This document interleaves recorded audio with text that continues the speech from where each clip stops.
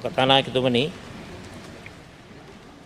Abraham Lincoln ජනාධිපතිතුමා ප්‍රකාශ කරලා තිබෙනවා ප්‍රජාතන්ත්‍රවාදය යනු ජනතාව විසින් ජනතාව උදෙසා සිදු කරන ලබන ජනතා පාලනයක් කියලා.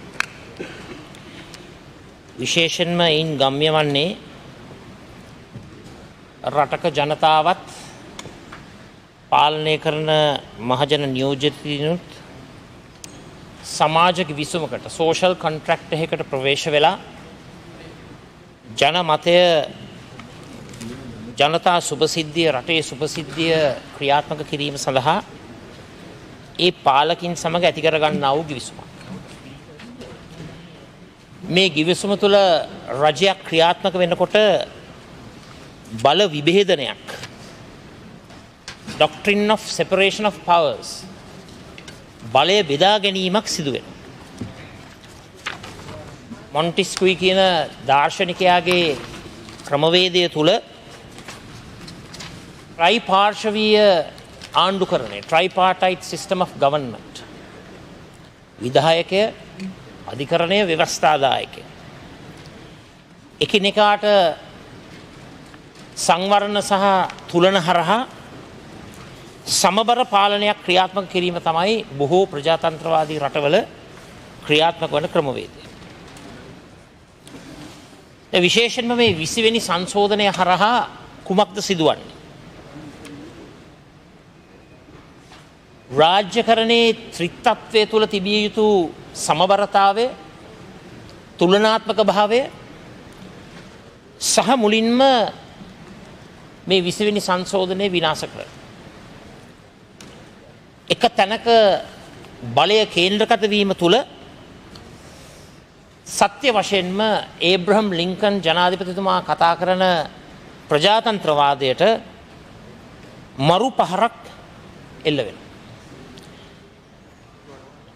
බුදුදහමේ බලය රාජ්‍ය පාලනය ගැන අදහස් දක්වනවා දීඝනිකායේ සිංහාලෝවාද සූත්‍රයේ සිංහල සිටු පුත්‍රයාට ඒ කරපු දේශනාව පාලකින්ට දෙන දේශනාව. ඡන්දා ද්වේෂා බයා මෝහා යෝදම්මං අතිවත්තති නිහීයති තස්ස යසෝ කාලපක්කේව ඡන්දිම. බෞද්ධ දර්ශනය තුලත් බොහොම පැහැදිලිවම කියනවා බලය, ද්වේෂය, බය, මෝහය මේ කාරණා හතර හරහා රාජ්‍ය පාලනයත් ජන සමාජයත් සහ මුලින්ම පහත වැටීමකට ලක් වෙන කාරණා. බලයට ඇති කැමැත්ත නිසා ද්වේෂය නිර්මාණය වෙනවා. ද්වේෂය තුල බලය රැක ගැනීම තුල අනිත් අය කෙරෙහි බලය නිර්මාණය, බය නිර්මාණය වෙනවා. ඒ තුලින් මෝහය, මුසාව, මුලාව ක්‍රියාත්මක වෙනවා. බෞද්ධ සමාජ දර්ශනයේ යෝජනා කරන්නේ අගතිගාමී වෙන්නට එපයි කියලා. යුක්තිය සාධාරණත්වයේ දෙස බලන්නේ කියලා. බලලෝභීත්වෙන් වැඩ කරන්නට එපයි කියලා. නමුත් මේ 20 වෙනි සංශෝධනයේ දිහා බැලුවහම අපිට පෙනෙන්නේ මොකක්ද? රාජ්‍ය පාලනය යහපත්ව ක්‍රියාත්මක කිරීම උදෙසා අවශ්‍ය සියලුම ප්‍රතිපාදන විනාශ කරලා තිබෙනවා. ස්වාධීන කොමිෂන් සභා කෙලසලා තිබෙනවා. මැතිවරණ කොමිසම හරහා මෙතෙක්කල් ජීවිතහානි සිදු නොවී ක්‍රියාත්මක වුණු මැතිවරණ ක්‍රියාවලිය ඉදිරියට ක්‍රියාත්මක කරන්නට බැරි ආකාරය සංශෝධන ක්‍රියාත්මක වෙලා තිබෙනවා. අත්කිරීම් කිරීමේදී රාජ්‍ය ආයතනවලට, අධිකරණයට තනි පුද්ගලයෙක් පත් කරනවා වෙනුවට සමූහයක් ඒකරාශී කරගෙන ඒ පත්කිරීම් ලබා දීමේ ක්‍රියාවලිය සම්පූර්ණයෙන්ම නතර වෙනවා. ව්‍යවස්ථාදායක සභාව සම්පූර්ණයෙන්ම ඉවත් වෙනවා. සම්පූර්ණයෙන්ම මේ රාජ්‍ය පාලනයේ තිබිය යුතු සංවරණ සහ තුලන මේ ත්‍රිත්වය තුල තිබිය යුතු checks and balances සහ මුලින්ම ඉවත් කරලා තිබෙනවා. දැන් මේ සභාවේදී කතා වුණා කොහොමද දෙපැත්තක ඉන්න කණ්ඩායමක් එක ආයතනයක එකට වැඩ කරන්නේ කියලා. ඒක තමයි ව්‍යවස්ථාදායක සභාවට එල්ල වුණු ලොකුම චෝදනාව.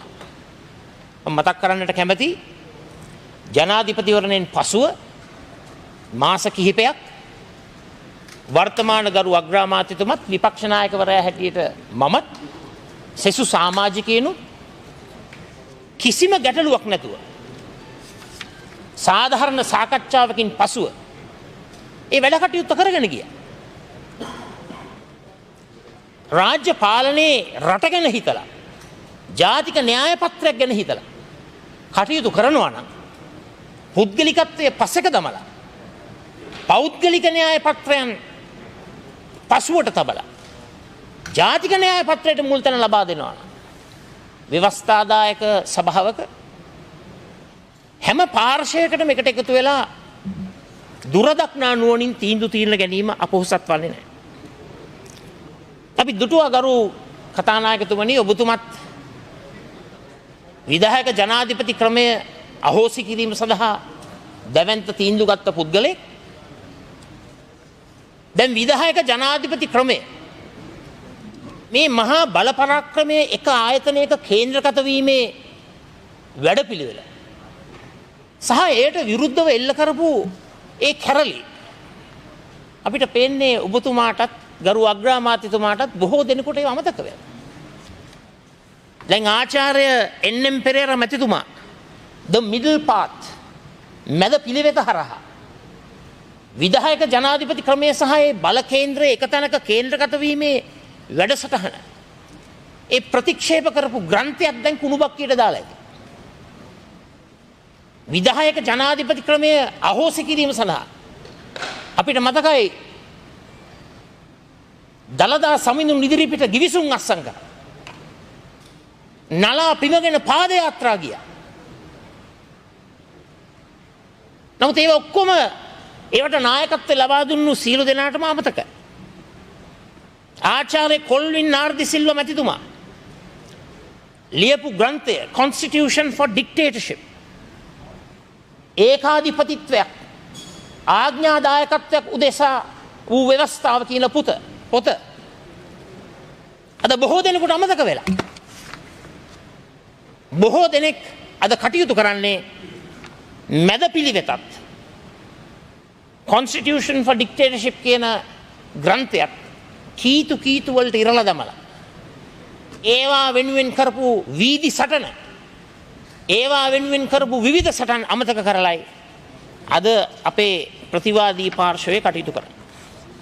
අපි අහන්න ඕන ගරු කතානායකතුමනි ප්‍රබුද්ධ ප්‍රශස්ත දේශපාලන ක්‍රමවේදයක් තුල යහ පාලනය ස්ථාපනය කරන ක්‍රමවේද සහ ආයතනවලට ඇයි මේ තරම් බියවන්නේ? ඇයි 19 තුලින් ස්ථාපනය කරපු ඒ යහපත් රාජ්‍ය පාලනයක් උදෙසා අවශ්‍ය ප්‍රතිපාදන ඇයි මේව ප්‍රතික්ෂේප කරන්නේ? ඇයි මේවට බය? ඒවට බිය විය යුතු නැහැ ගරු කතානායකතුමනි.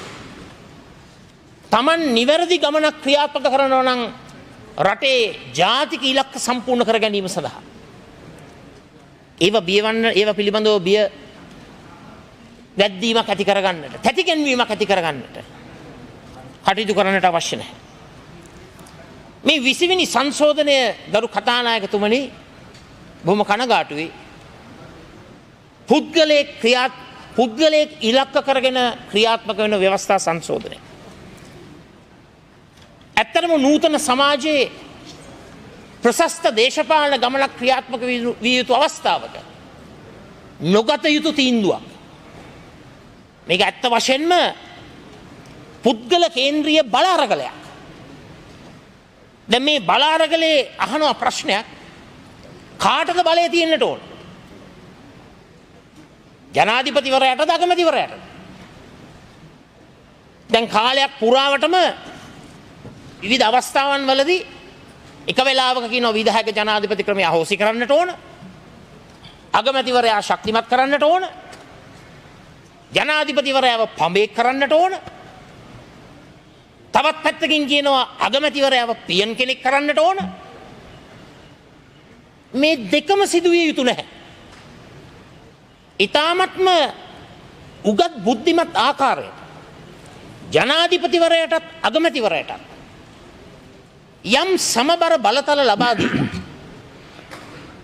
සංවරණ සහ තුලන checks and balances තුලින් ඒ ආයතන දෙකෙන්ම ඒකාධිපතිවරයෙක් බිහි නොවන ආකාරයට ඇයි අපිට මේ නූතන යුගයේ ඊ타මත්ම ප්‍රශස්ත ව්‍යවස්ථා සංශෝධනයක් නිර්මාණය කරන්න බෑ.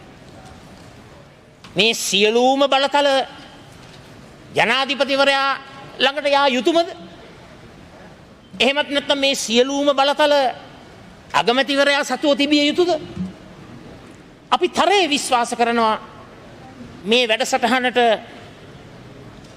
සමබර ක්‍රමවේදයක් ක්‍රියාත්මක වන්නට ඕන. කිසිසේත්ම ජනාධිපතිවරයා පඹය කරන්නටත් අගමැතිවරයා පියන් කෙනෙක් කරන්නටත් ඒ කරුණු කාරණා ඉලක්ක කරගෙන ව්‍යවස්ථා සංශෝධන ගෙනීම සුදුසු නැහැ. ඒකයි සමගි ජන බලවේගයේ ප්‍රතිපත්තිය. ඒ විදිහට තමයි අපි මේ වැඩපිළිවෙල ගැන හිතන්නේ. මේ දෙගොල්ලන්ටම බලතල දීලා checks and balances ඇති කරලා සංවරණ සහ තුලන ක්‍රමවේදයක් ඇති කරලා ඒ ආයතන දෙකෙන්ම ආඥාදායකත්වයක් ඒකාධිපතිත්වයක් නිර්මාණය නොවන ආකාරයට ඇයි පවර් ෂෙයාරින් වැඩසටහනක් ක්‍රියාත්මක කරන්න බැරි ගරු අධිකරණ අපතිතුමා? ඒ විදිහට තමයි යන්නට ඕන. ඒක තමයි ක්‍රියාත්මක වෙන්නේ. එතුමත් පිළිගන්නවා. මම අහන්නේ ඒක කරන්නට තිබුණ මුලින් ඉඳලා මොකද්ද මේ හදිසිය? දැන් 19 ගැන ඇත්ත වශයෙන්ම ඇයි මේ මෙච්චර බය? බලන්න මේ 19 නිර්මාණය වුණේ සාකච්ඡාවෙන් සම්මුතියෙන්. එකට සාකච්ඡා කරලා මේ වැඩසටහන ක්‍රියාත්මක වුණේ. දැන් මෙතන සිද්ධ වෙන්නේ මොකද්ද? මෙතන කරන්නේ බුල්ඩෝස් කරන. තමන්ගේ බහුතර බලය. ඒකට කියන්නේ මෙජොරිටේරියනිසම්. බහුතර බලය අතට අරගෙන මේක වෙනත් විකල්ප අදහස් යෝජනා කුඩුපට්ටම් කරලා ස්වකීය මතය තම මතය අපි කියන දේ තමයි හරි අනිත් ඒවා ඔක්කොම වැරදි මේක තමයි හරි වෙන විකල්පයක් නැහැ එහෙම යන එක මම විශ්වාස කරනවා අපේ රටට සුදුසු නැහැ ඒ වගේම ගරු කතානායකතුමනි විශ්ස කාගේ යහපත උදෙසාද රටේ ජනතාවගේ යහපත උදෙසාද එතකොට අපේ අදහස් ඉදිරිපත් කරන ගරු මන්ත්‍රීතුමන්ලාට මට කියන්න කැමති මට කියන්නකෝ මම මේ කියන කාරණාව කොහොමද රටේ යහපතට හොඳ වෙන්නේ දැන් බලන්න ද්විත්ව පුරවැසි ප්‍රශ්න අපි නිකන් උදාහරණයකට ගමු දැන් ද්විත්ව පුරවැසි ප්‍රශ්නයේදී මම මේ පොඩි උදාහරණයක් විතරයි ගන්න අපි ගමු ඇමරිකාවේ දැන් ඒ ද්විත්ව පුරවැසියට සිද්ධ වෙනවා මෙන්න මේ දිවුරුම් ප්‍රකාශය කරන්න I hereby declare on oath that I absolutely and entirely renounce and abjure all allegiance and fidelity to any foreign prince, potentate, state or sovereignty, of whom or which I have heretofore been a subject or citizen, that I will support and defend the Constitution and laws of the United States of America. මම මේකේ සිංහල පරිවර්තනය කියන්න මා මේ දක්වා යටත් වැසියෙකු හෝ පුරවැසියෙකු වශයෙන් සිටි යම්කිසි අධිපතියෙකු පාලකයෙකු රජයක් හෝ පරමාධිපත්‍යයක් වේ නම් ඒ සියල්ල වෙත පැවති සියලු ආකාරයේ පක්ෂපාතීත්වයන් හා විශ්වාසවන්ත භාවයන් නිරපේක්ෂව හා මුළුමනින්ම ප්‍රතික්ෂේප කොට දිවුරා අත්හරින බවටද විදේශීය හෝ වේවා දේශීය හෝ වේවා සියලු සතුරු පාර්ශ්වයන්ට එරෙහි ඇමරිකා එක්සත් ජනපදයේ ආණ්ඩුක්‍රම ව්‍යවස්ථාව හා එහි නීති රීතිවලට සහාය දක්වමින් ඒවා ආරක්ෂා කරන බවටද මෙහිලා දිවුරා ප්‍රකාශ කොට සිටිමි. එතකොට මේක රටට යහපත්ද? මේක රටට සුදුසුද? මම මේ ඇමරිකා එක්සත් ජනපදය පොඩි උදාහරණයකට ගත්තේ. මේ අනෙකුත් රටවල් වල තියෙන ද්විත්ව පුරවැසි ක්‍රමවේදයත් එසේමයි. කිසිම වෙනසක් නැහැ. ඒතර කොහොමද ගරු කතානායකතුමනි මේක රටේ සුබ සිද්ධිය උදෙසා සිදුවෙන්නක් හැටියට අර්ථකථනය කරන්නේ? දැන් අද මේ මොහොතේ රටේ යහපත උදෙසා නම් මොකක්ද සිදුවිය යුත්තේ? අපි විශ්වාස කරනවා ආණ්ඩු ක්‍රම ව්‍යවස්ථාවෙන්ම ජාතික ආරක්ෂක කවුන්සිලයක් නැෂනල් සිකියුරිටි කවුන්සිල් එකක් නිර්මාණය කරන්නට ඕන. අන්න ඒකයි ගේන්න ඕන. එතකොට ඒකමතිකව හැමෝම අත උස්සන. එතකොට කවුද අගමැති වෙන්නේ, කවුද ජනාධිපති වෙන්නේ, මොන පක්ෂයේද, මොන පාර්ශ්වයේද, රටේ ජාතික ආරක්ෂාවත් එක්ක කාටවත් සෙල්ලම් කරන්නට බැරි වෙන සංශෝධනයක ඒ ප්‍රතිපාදනය අඩංගු විය යුතුයි. ඒ වගේම අද යුගයේ අවශ්‍යතාවය මොකද්ද? රට ගැන හිතනවා නම් මොකද්ද ගේන්න ඕන? නව සෞඛ්‍ය පනතක් ගේන්න ඕන. ඒකයි ප්‍රමුඛතා ලේඛනයේ ඉහළින්ම තියෙන්නට ඕන. නව නිරෝධායන පනතක් ගේන්නට ඕන. ඒකයි අපේ ජාතික න්‍යාය පත්‍රයේ ඉහළින්ම තියෙන්නට ඕන. ත්‍රස්තවාදී ක්‍රියාවන් වල යෙදෙන ඒ ඔප්පුණු කණ්ඩායම් වලට මරණීය දඬුවම ගේන්නට ඕන. කුඩු ව්‍යාපාරයේ ක්‍රියාත්මක කරන ඒ කුඩු කණ්ඩායම් වලට මරණීය දඬුවම ගේන්නට ඕන. මෙන්න ජාතික න්‍යාය පත්‍රයේ ඉහළින්ම තියෙන්නට ඕන දේවල්. මේ අනපනත් ටික තමයි ඉස්සෙල්ලම ගේන්නට ඕන. මේ අවුරුද්දකින් පස්සේ හරියට කරනවයි කියලා ඒට ඉස්සෙල්ලා වැරදි 20ක් ගේන එක සාධාරණද? ඒක යුක්ති සහගතද? ඒක හරිද? ඒක නිවැරදිද? මම අහන්න කැමතියි. ගරු කතානායකතුමනි, විශේෂයෙන්ම මම මතක් කරන්නට කැමති දුරදක්නා නුවණින් ඔබතුමාගේ අවස්ථාවේ ඔබතුමා කරුණු කාරණා පැහැදිලි කරන්න.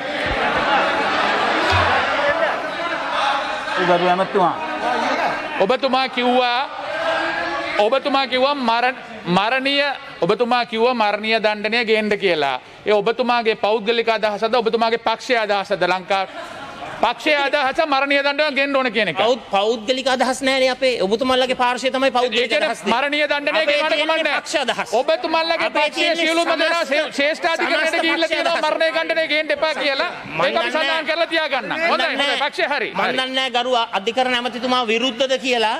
ත්‍රස්තවාදයට විරුද්ධව මරණීය දණ්ඩනය ක්‍රියාත්මක කරනකොට මේ රටේ අධිකරණ ඇමතිතුමා විරුද්ධද? කුඩුකාරයන්ට විරුද්ධව මරණීය දණ්ඩනය ක්‍රියාත්මක කරනකොට අධිකරණ ඇමතිතුමා විරුද්ධද? ගරු ඔබතුමාගෙන් අහන්නේ මේ ඔබතුමාගේ මතයද පක්ෂ මතයද? ගරු කතානායකතුමනි මේක අහගන්න පොඩ්ඩක් අහගන්න.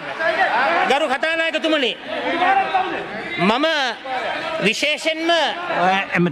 විශේෂයෙන්ම මතු කරන්නට යන්නේ මේ කෙටි කාලීන කරුණු කාරණා නොමැතිව දීර්ඝ කාලීනව හිතන්න.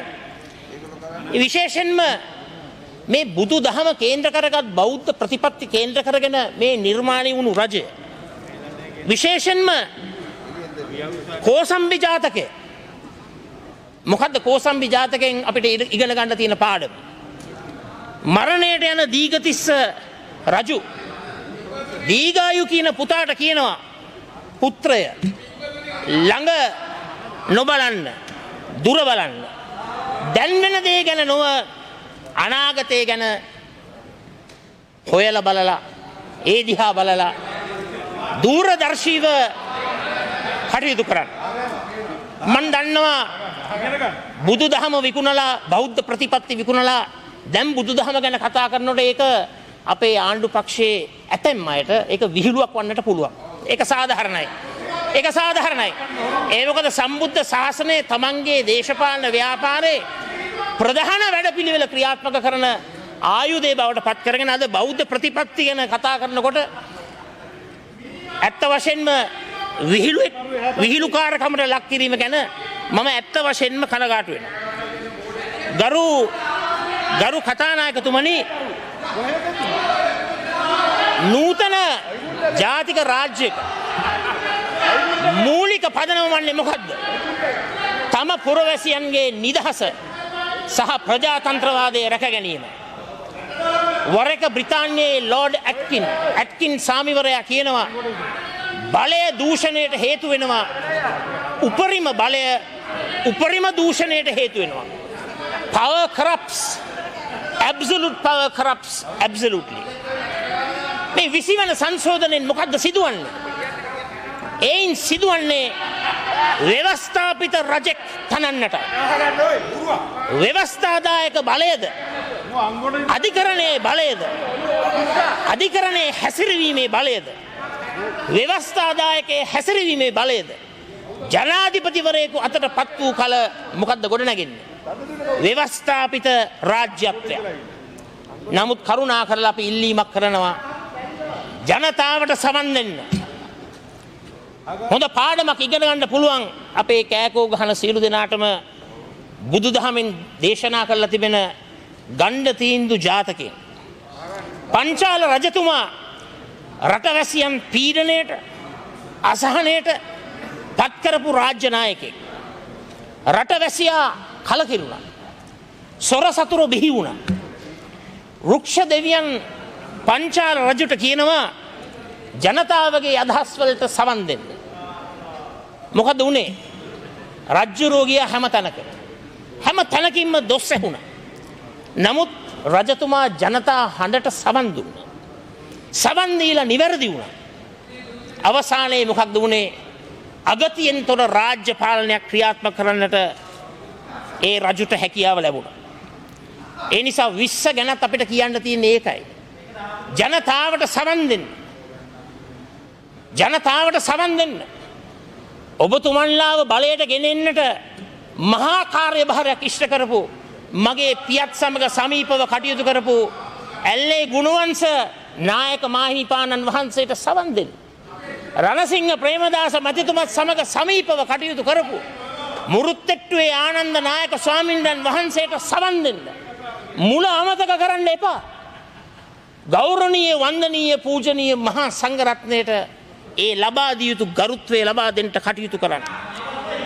ගරු කතානායකතුමනි, අවසාන වශයෙන් මාටින් ලූතර් කිං ඒ කළු ජාතිකින් නිදහස් කරපු සටනේ ඒ නායකයා කියනවා මිනිසෙකු මනින්නා වූ අවසන් මින්ම වනුයේ ඔහු සැනසිලිදායක හා සුව පහසු අවස්ථාවන්හි සිටින ස්ථානය හෙවත් දරණ ස්ථාවරය නොව අභියෝගාත්මක හා මතභේදාත්මක අවස්ථාවන්හි සිටින ස්ථානයයි හා දරණ ස්ථාවරය. දැන් අද රටේ තිබෙන්නේ ඉතාමත්ම මතභේදාත්මක තත්ත්වයක්. අද රටේ තිබෙන්නේ තීරණාත්මක මොහොතක්. මේ තීරණාත්මක මොහොතේ අපි යෝජනා කරනවා 19 යහපත් රාජ්‍ය පාලනයක් උදෙසා තිබෙන ඒ යහපත් ප්‍රතිපාදන ආරක්ෂා කරන්න. අගමැතිවරයා ජනාධිපතිවරයා අතර බල සටනක් නිර්මාණය වෙන යෝජනා වෙනුවට power sharing බලය බෙදාගෙන ඒ වගේම checks and balances system එකක් සංවරණ සහ තුලන ක්‍රමවේදයක් ගෙනවිල්ලා ඒ දෙකෙන් කිසිම කෙනෙකුටවත් ඒකාධිපතිවරයෙක් නොවන ආකාරයේ යහපත් ජනතාවාදී ව්‍යවස්ථාවක් නිර්මාණය කරන්න. ජාතික ආරක්ෂක කවුන්සිලයක් ස්ථාපනය කරන්න. මෙන්න මේ අනාදී වශයෙන් අපි ඔබතුමන්ලට කියන්න කැමති අපි 19න් ඉදිරියට කියන වැඩසටහන අපි රටට ඉදිරිපත් කරලා තිබෙනවා. ඒ වැඩසටහන වෙනුවෙන් අපි කැප වෙනවයි කියන එක ප්‍රකාශ කරනවා. ඒ වගේම බලයට පත් වුණාම මම ඔබතුමන්ලට කියන්න කැමතියි අපේ ඒබ්‍රහම් ලින්කන් ජනාධිපතිතුමාගේ කියමනෙන් කොටසක් කරුණාකරලා ඒක පිළිපැද්දොත් ඔබතුමන්ලාගේ අනාගත දේශපාලන සෞඛ්‍යයට වැදගත් වේ. ඔබට සියලු දෙනා ටික කාලයකටද ටික දෙනෙකු සම කල්හිදීම රැවටිය හැකිය. නමුත් සියලු දෙනා සියලු කල්හි රැවටීම කළ නොහැක. මෙන්න මේක හොඳට ඔළුවට ගන්න. ඒ වගේම මේ වැදගත් වාද විවාද තුල අද මුළු රටම බලාගෙන ඉන්නවා අපේ පාර්ලිමේන්තුවේ 225 නෙවෙයි 223 කොයි ආකාරයට තමන්ගේ තීන්දුව තීරණ ගන්න.